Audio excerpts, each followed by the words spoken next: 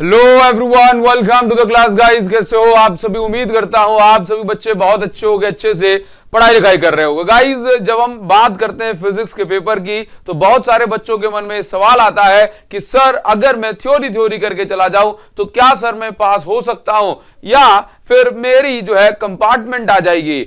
अगर सर मैं थ्योरी अकेली पढ़ लूं तो मेरे कितने नंबर आ जाएंगे, आप मुझे ये बता दीजिए। तो मैं आपको ये तो बताने ही वाला हूं, साथ ही साथ मैं आपको ये भी बताने वाला हूं कि भाई साहब कौन सी थ्योरी, कौन से जो है आपको टॉपिक्स पढ़ लेना चाहिए जहां से थ्योरी क्वेश्चन पूछा जाता है। तो बच्चों मैं आपको यहां पर यह बात बताना चाहता हूं कि अगर आप ओनली थ्योरी करके जाते हैं तो आपके कितने मार्क्स आ सकते हैं। तो और मैं आपको इंपॉर्टेंट क्वेश्चन से बताने वाला हूं कि आपको कौन से क्वेश्चन पढ़ लेने चाहिए। तो पहली चीज, अगर मैं यहां पर ये जो मैं बात करने वाला हूं, मैं सीबीएसई आईसीएसई वाले बच्चों के लिए स्पेशली बात करने वाला हूं, क्योंकि स्टेट बोर्ड है जैसे कि एमपी बोर्ड, राजस्थान बोर्ड, इनमें जो है थ्योरी पोर्शन डेफिनेशन बहुत ज्यादा पूछ ली जाती है स्ट्रेट फॉरवर्ड, तो उनकी मैं बात इस वीडियो में नहीं करूंगा। तो सबसे पहले मैं आपको बताना चाहता हूं कि भाई जो सीबीएसई जो है ये डायरेक्ट थ्योरी कम पूछती है। अगर आप ये सोच रहे हो कि अगर आप ऐसे याद कर लो, write down properties of electric field या डिफाइन इलेक्ट्रिक फील्ड लाइन, तो भाई सीबीएसई में ऐसे आपके कितने नंबर आ जाएंगे एज इट इज। जो डेफिनेशन वगैरह पूछने के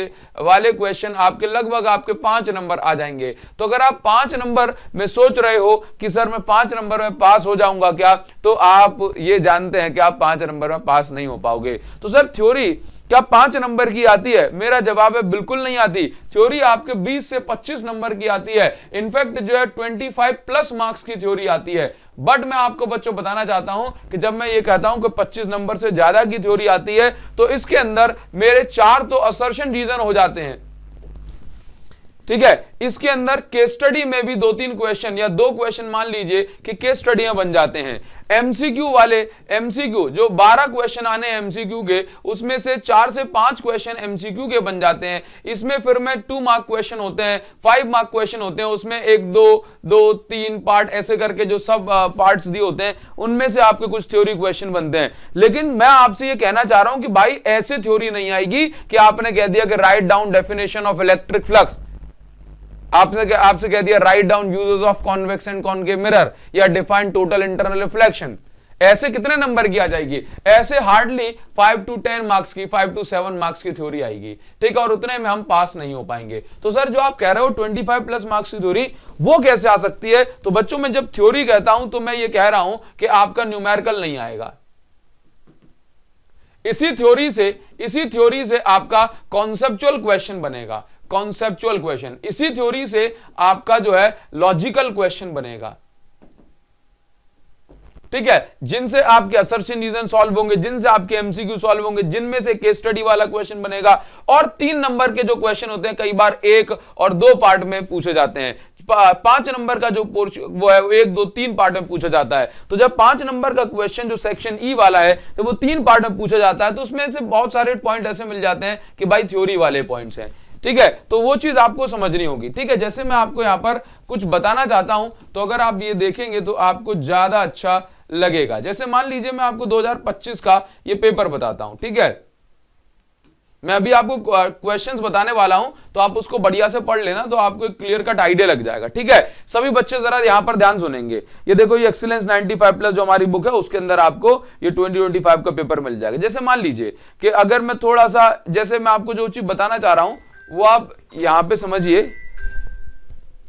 जो चीज मैं आपको बताना चाह रहा हूं वो आप यहां पे समझो। जैसे मान लो कि भाई थ्योरी की बात कर रहा हूं। जैसे मान लीजिए कि अगर मैं यहां पर ये कह दूं कि ये आपको एक क्वेश्चन मिल रहा है,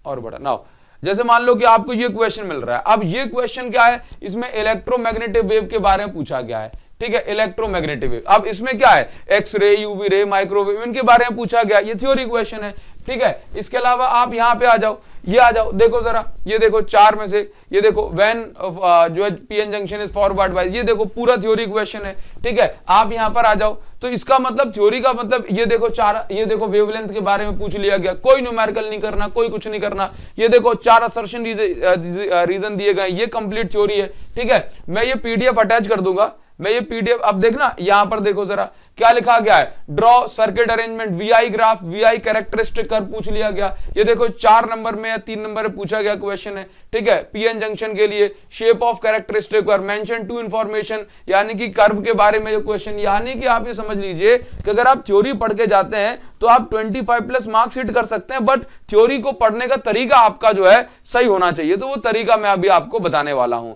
ठीक है। अच्छा, अब जैसे मान लीजिए यही क्वेश्चन पूछ लिया गया, डिफाइन वेव फ्रंट की सीधी सी डेफिनेशन पूछी गई और आपसे कह दिया गया कि भाई साहब इंसिडेंट और रिफ्रैक्टेड वेव फ्रंट ड्रॉ करिए। तो ये 2025 का क्वेश्चन है। इसका मतलब ये होता है बच्चों कि थ्योरी से क्वेश्चन पूछे जाते हैं, बट वो क्वेश्चन ऐसे सीधा नहीं पूछा जाएगा, write down definition of wave front. उसके चांसेस मैंने बताया ना कि टोटल कुल मिला के 5 नंबर तक के पूछे जा सकते हैं, ठीक है, और ज्यादा भी हो सकते हैं, बट मैं कम लेकर के चलूंगा, ठीक है। तो ये पीडीएफ जो मैंने आपको भी बताई, ठीक है, उसको मैं वीडियो के डिस्क्रिप्शन में लिंक दे दूंगा, वहां से जो है डाउनलोड कर लेना, क्लियर है। अच्छा, तो अब मैं आपको ये बताना चाहता हूं कि इंपॉर्टेंट थ्योरी और डेरिवेशंस आपको कौन से कर लेना चाहिए, ठीक है। लेकिन आगे बढ़ने से पहले मैं आपको बताना चाह रहा हूं बच्चों, डायमंड प्रो सीरीज हमारी चल रही है, जिसके अंदर मैं आपको दबा करके क्वेश्चन प्रैक्टिस करवा रहा हूं, और डायमंड प्रो सीरीज के क्वेश्चन प्रैक्टिस आप लोग कर लीजिए, साथ ही साथ एक्सीलेंस 95+ बुक के क्वेश्चन आप लगा लीजिए, ठीक है। और आप बार बार इन्हीं के क्वेश्चंस लगाइए बच्चों, मैं आपको विश्वास दिलाता हूं कि आप 90+ मार्क्स हिट करेंगे, कोई डाउट ही नहीं है उसमें। बस आपको करना क्या है, डायमंड प्रो सीरीज के क्वेश्चंस को बार बार जो है प्रैक्टिस करना है, और एक्सीलेंस 95+ के क्वेश्चंस को भी बार बार प्रैक्टिस करना है। बस ये 2 चीजें आप लोगों के लिए सफिशिएंट हैं, ठीक है। तो इस बुक को बाय करने की जो लिंक है, ये मैं आपको इस वीडियो को डिस्क्रिप्शन में दे रहा हूं बच्चों। फ्लिपकार्ट पे ये बुक जो है आउट ऑफ स्टॉक हो चुकी है, ठीक है। तो बहुत ही जल्दी इसकी जो लिमिटेड कॉपीज जो बची हुई हैं, ये भी आपकी खत्म हो जाएंगी, तो फिर आप रिग्रेट करोगे बाद में, आपके पास कोई ऑप्शन नहीं रहेगा, ठीक है। तो मैं आपको बता रहा हूं कि भाई लिंक जो है मैं इस वीडियो को डिस्क्रिप्शन और कॉमेंट सेक्शन में दे रहा हूं, आप यहां से डायरेक्ट जो है इसको ऑर्डर करके इसको प्रैक्टिस करना स्टार्ट करो। जिन बच्चों के पास है, बच्चों प्रैक्टिस करना इंपॉर्टेंट है, इसको प्रैक्टिस करिए, भरपूर मटेरियल इसके अंदर दिया हुआ है, इसके अलावा आपको कुछ और नहीं चाहिए। साथ में मेरी डायमंड प्रो सीरीज तबाही भाई साहब, जब आप प्रैक्टिस करें अच्छी सी और आपको एग्जाम के टाइम पे चाहिए पड़ेगा सैंपल पेपर, तो आप ओसवाल का सैंपल पेपर ले सकते हैं, इसकी लिंक भी मैंने आपको डिस्क्रिप्शन में दे दी है। दोनों को अगर एक साथ बाय करना, 35% का ऑफर मैंने आपको अपने पेज पर जो है लगवा दिया, तो आपको जो लिंक दी गई है डायरेक्ट आप वहां से जाकर के परचेज कर लेना, ठीक है। तो चलो अब मैं आपको ले चलता हूं भाई चैप्टर फर्स्ट के जो इंपॉर्टेंट टॉपिक्स हैं। इसमें आपको समझना है कि प्रॉपर्टीज, अब देखो मैंने आपसे क्या कहा कि ऐसे नहीं पूछा जाएगा right down properties of electric field, जो प्रॉपर्टीज हैं उनको अच्छे से पढ़ना है, वहां से क्वेश्चन आएगा। और क्वेश्चन कैसे आएगा, मैंने डायमंड प्रो सीरीज में करवाया है, मेरी बुक में दिया हुआ है, उसको आप लगाइए, काम हो जाएगा आपका, है कि नहीं। इलेक्ट्रिक फील्ड के पैटर्न बनाने, जैसे पॉजिटिव नेगेटिव के लिए इलेक्ट्रिक फील्ड कैसे बनेगी, पॉजिटिव पास अगर एक प्लेट रखी हुई मेटेलिक प्लेट तो कैसे बनेगी। टॉर्क ऑन डाइपोल पढ़ो। अब टॉर्क जब डाइपोल जब जो है नॉन यूनिफॉर्म इलेक्ट्रिक फील्ड में रखा है, तो भाई उस पर क्या टॉर्क लगेगा, क्या फोर्स लगेगा, उसका मोशन कैसा होगा, ये थ्योरेटिकल क्वेश्चन ऐसे पूछे जाते हैं। इसके अलावा डाइपोल की स्टेबल अनस्टेबल कंडीशन क्या होगी, इलेक्ट्रिक फ्लक्स में जो है पॉजिटिव नेगेटिव जीरो फ्लक्स कब होता है, ठीक है। गॉस लॉ का स्टेटमेंट आपसे पूछ लिया जाएगा, गॉस लॉ कहां पर एप्लीकेबल है, कहां पर एप्लीकेबल नहीं है, ये सारी बातें, जैसे कि एसिमेट्रिक सरफेस के लिए या नॉन सिमेट्रिक सरफेसेस के लिए गॉस लॉ एप्लीकेबल नहीं होता। तो इस तरीके की जो क्वेश्चंस है ये थ्योरेटिकल है लेकिन पूछे जाते हैं, है ना। तो मैं इस तरीके थ्योरी की यहां पर बात कर रहा हूं। सेकंड चैप्टर में इक्विपोटेंशियल सरफेस से बहुत सारे क्वेश्चन पूछे जाते हैं, factor affecting potential and capacitance, ये काफी सारी बातें जो है ये पूछी जाती है। अच्छा, डाइलेक्ट्रिक का इफेक्ट क्या है कैपेसिटेंस में, है ना। जब आप डाइलेक्ट्रिक इंसर्ट करते हैं, बैटरी कनेक्टेड है, बैटरी जो है डिस्कनेक्टेड है ना, पोटेंशियल एनर्जी क्या होगा, कैपेसिटेंस को क्या होगा, यानी कि जो डाइलेक्ट्रिक पर बेस्ड कॉन्सेप्चुअल क्वेश्चन पूछे जाते हैं सेकंड चैप्टर से, मैंने सारे के सारे एकदम दागा सा खोल दिया डायमंड प्रो सीरीज में, तो आप उसको जरूर से देखिए। चैप्टर थर्ड की जो नेक्स्ट लेक्चर है वो आपको इस सैटरडे को मिल जाएगा, ठीक है। जनवरी में मैं आपकी डायमंड प्रो सीरीज को खत्म करवा दूंगा।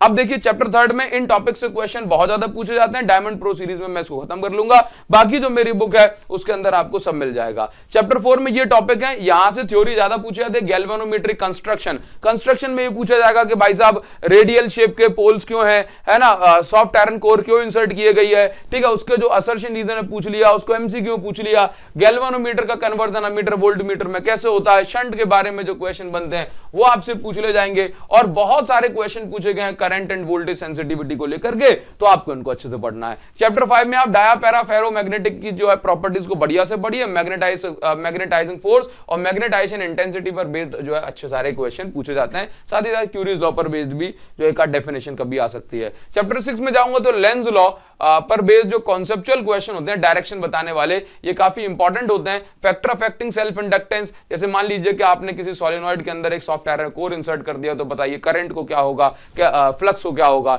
एसी जनरेटर काफी इंपॉर्टेंट है, थ्योरी में से डायरेक्ट भी जो है पूछा जा सकता है। चैप्टर 7 में आ जाता हूं तो भाई सबसे इंपॉर्टेंट बात होती है रेजोनेंस। भाई रेजोनेंस पर बेस काफी सारे क्वेश्चन पूछे जाते हैं, जैसे रेजोनेंस में करंट कितना होता है, इंपीडेंस कितनी होती है, रेजोनेंस में पावर फैक्टर कितना है ना, फेज एंगल कितना है, तो काफी सारी बातें यहां पर पूछी जाती हैं। और मोस्ट इंपॉर्टेंट होता है भाई साहब ट्रांसफॉर्मर। ट्रांसफॉर्मर तो भाई तबाही है, जरूर से कर लेना, बहुत इंपॉर्टेंट बात है, ठीक है। गैल्वेनोमीटर चैप्टर 4 में काफी अच्छा इंपॉर्टेंट रोल प्ले करता है। अच्छा, चैप्टर 8 में इलेक्ट्रोमैग्नेटिक वेव की प्रॉपर्टीज, यूजेज, इनको अच्छे से पढ़ लिए, और जो है वेवलेंथ वगैरह की सारी वैल्यूज आपको अच्छे से याद रखना है, ठीक है। चैप्टर 9 में अगर मैं बात करूं तो टीआईआर को अच्छे से पढ़ो, उसकी नेसेसरी कंडीशन वगैरह क्या है, और इस चैप्टर में लॉजिकल क्वेश्चन पूछे जाते हैं। लॉजिकल क्वेश्चन एज सच यही नहीं आएगा, ये बताया लॉजिकल क्वेश्चंस लाइक कुछ इस टाइप के क्वेश्चन पूछे जाते हैं कि भाई क्या होगा अगर आपने एक आधे मिरर को जो है पेंट कर दिया, ब्लैक पेंट कर दिया, डायमंड के जो चमकने का कारण क्या है, किस कलर के लिए रिफ्रैक्टिव इंडेक्स जो है मैक्सिमम होगा, किसके लिए पावर मैक्सिमम होगी, मिनिमम होगी,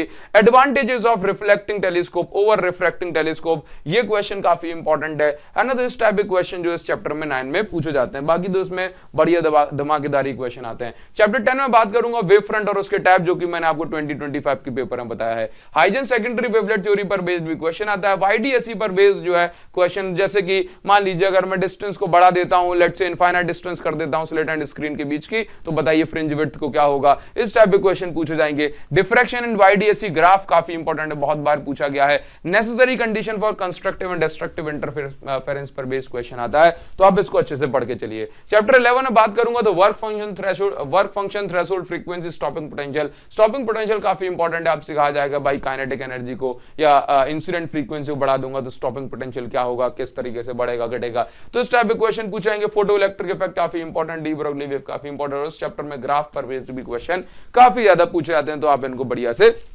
करते चलिए। इसके बाद चैप्टर 12 में बात करूंगा तो ये टॉपिक है, इनको बढ़िया से पढ़ो। बोर पोस्टुलेट काफी इंपॉर्टेंट है, इसको बढ़िया से पढ़िएगा, ठीक है। Impact parameter, distance of closest approach, observation, Rutherford atomic model, इनको अच्छे से करके चलिए, और लिमिटेशन सभी मॉडल की पढ़ लेना भाई, ये काफी इंपॉर्टेंट होते हैं। चैप्टर 13 में बात करूंगा तो जो direct question nuclear force, nucleus की प्रॉपर्टीज से पूछे जाते हैं। बाइंडिंग एनर्जी, मास डिफेक्ट काफी important, nuclear fission and fusion को रिएक्शन के साथ याद कर लेना, और नेसेसरी कंडीशन फ्यूजन की, ये भी काफी इंपॉर्टेंट होती है, ठीक है। चैप्टर 14 में अगर बात करूं सबसे इंपॉर्टेंट टॉपिक जो होता है वो रेक्टिफायर होता है। फिर पीएन जंक्शन डायोड को फॉरवर्ड रिवर्स बायस में पढ़ लेना है, और इसका वीआई कैरेक्टरिस्टिक कर्व अभी जो 2025 के क्वेश्चन में पूछा गया, ठीक है। एनर्जी बैंड डायग्राम इसको बढ़िया से पढ़िए, और ये प्रॉपर्टीज जो P type, N type, intrinsic, extrinsic के बीच में डिफरेंस वगैरह होता है, इनको पढ़ते चलिए, ठीक है। अब इनकी जो थ्योरी क्वेश्चंस हैं, logical question, conceptual question, MCQ वगैरह, ये आपको मेरी बुक में आराम से मिल जाएगी। साथ ही साथ मैं डायमंड प्रो सीरीज भी लेके आ रहा हूं, ठीक है। आउट ऑफ स्टॉक हो जाए अमेजॉन पर भी, इससे पहले आप इसको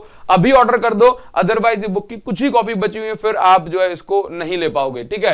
तो मैं आपको वीडियो के डिस्क्रिप्शन और कमेंट सेक्शन दोनों में लिंक दे रहा हूं, आप यहां से इसको ऑर्डर कर सकते हैं। बाकी जो चैप्टर 3 डायमंड प्रो सीरीज में आपका कोई सजेशन अगर हो तो मुझे जल्दी से बता दीजिए, मैं जल्दी से उसको लेकर के आ रहा हूं, ठीक है बच्चों। Thank you so much, see you guys, thank you.